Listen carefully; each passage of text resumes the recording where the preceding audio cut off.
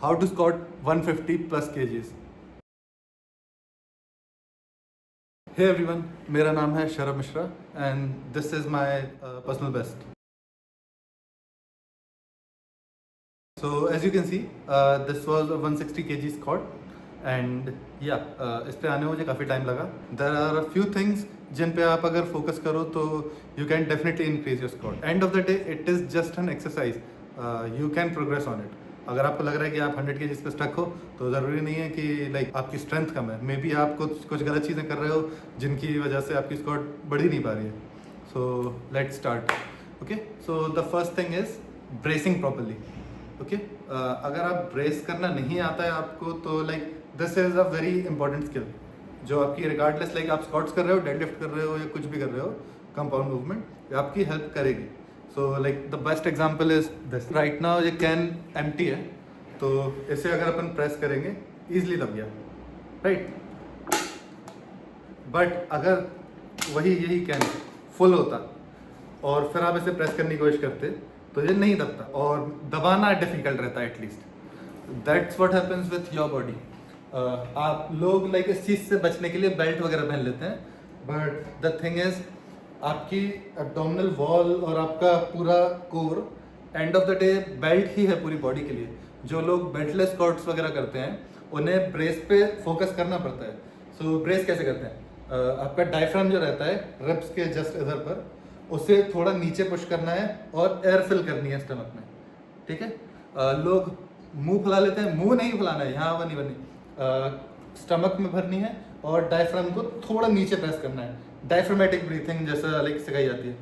Okay, तो आप जब ब्रेस करेंगे तो ये स्टमक टाइट हो जाएगा एकदम. और पता करने का कि आप सही से ब्रेस कर रहे हो उसका सही तरीका है आप प्रेस करोगे, ब्रेस करके इधर टाइट होना चाहिए एंड लेट्स के जस्ट नीचे लोअर लेट्स और इस एरिया में आप जब प्रेस करोगे ये भी हार्ड रहेगा. Because and of the day जो वॉल रहती है वो पूरे में है, पूरा आपका कोर सराउंड करता है, तो इधर पे भी आपको हार्डनेस फील होगी. दैट्स व्हेन यू नो कि आप सही से ब्रेस कर रहे हो. बाकी मैं एक प्रॉपर वाले ट्यूटोरियल्स वगैरह भी अटैच कर दूंगा डिस्क्रिप्शन में. People who can explain it fantastically.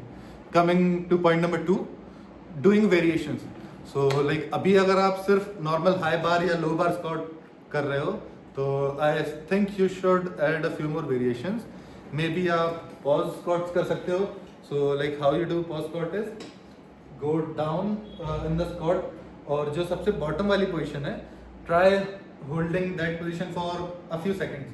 1 2 3 it's more than enough. उससे ज़्यादा करने की ज़रूरत नहीं पड़ेगी.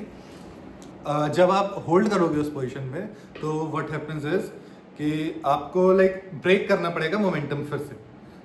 जनरली वर्कआउट्स में क्या होता है, लोगों को पॉज से वापस आने में दिक्कत होती है. पॉज स्क्वाट्स में आपका वेट भी कम हो जाएगा. बिकॉज लोग क्या करते हैं, नीचे जाते हैं एंड बाउंस करके वापस ऊपर आ जाते हैं. आपको इलास्टिक फीडबैक नहीं चाहिए इतना. जब तक मसल आपके इतने स्ट्रांग नहीं होंगे कि वो वेट को हैंडल कर पाए तब तक इंक्रीज नहीं कर पाओगे. वेट थोड़ा कम करना 20% समथिंग लेस एंड फिर कोशिश करना पॉज स्क्वाट्स करने की. There is one more variation which you should try, heel elevated. Supposedly ये आपका पैर है एंड हील को थोड़ा सा ऊपर रखना. मे बी 2.5 kg प्लेट और जो भी पतली प्लेट हो थोड़ी जिम में, उसे हील के नीचे रख लेना एंड फिर आप ऐसे स्क्वाट करोगे हील को थोड़ा ऊंचा रख के. What this will do is ये आपके कॉर्ड्स वगैरह को थोड़ा ज़्यादा बायस करेगी. कॉर्ड्स थोड़े ज़्यादा स्ट्रांग होंगे और इसकी वजह से आपका जो नी ट्रेवल है वो उसके टोज के थोड़ा आगे जाएगा. तो that will target your quads more. Coming to point number 3, I would suggest everyone to add RDLs in their sessions. RDLs are Romanian deadlifts for someone who doesn't know, and Romanian deadlift is something which has helped me a lot in progressing, cause end of the day squat पूरी entire lower body movement है. तो अगर आपके hamstring strong नहीं होंगे, सिर्फ quads अकेला करेंगे आप तो incomplete physique तो लगेगी ही. बाकी apart from that, hamstring is a very big muscle. आपका पूरा posterior chain है जो lower body की, hamstring उसका majority part रखता है. तो you need to have a strong hamstring. RDLs are the best for them, I think, because like they have given me the most results.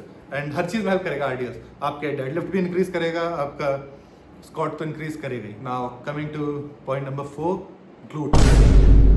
Yep, लड़कों को glutes करने में बहुत like मौत आती है, but glutes are a very like powerful muscle end of the day, cause आप जैसे स्क्वाट में आप नीचे बैठेंगे, खड़े होके लॉकआउट करोगे. आप डेडलिफ्ट में भी सुमो करते होंगे जो लोग, स्पेसिफिकली उन लोगों को पता होगा कि जब आप लॉकआउट करते हो तो ग्लूट्स का ही काम रहता है.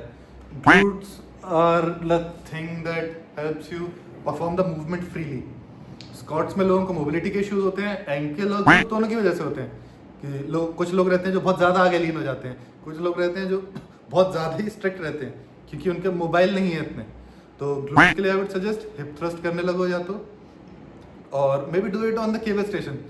केबल स्टेशन पे रोप लगा लो सबसे नीचे वाला जो लाइक अटैचमेंट हो, and like you can just back अपना केबल स्टेशन की तरफ करके रोप ऐसे ही होल्ड करके, and you can just do hip thrust like this. So what that will do is work around type रहेगा.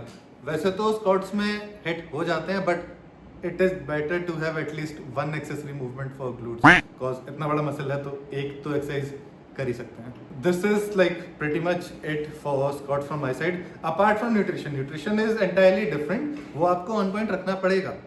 But these are some training tips which have helped me a lot in my journey. So let me know your squat PRs and all down below, and see you guys in the next video.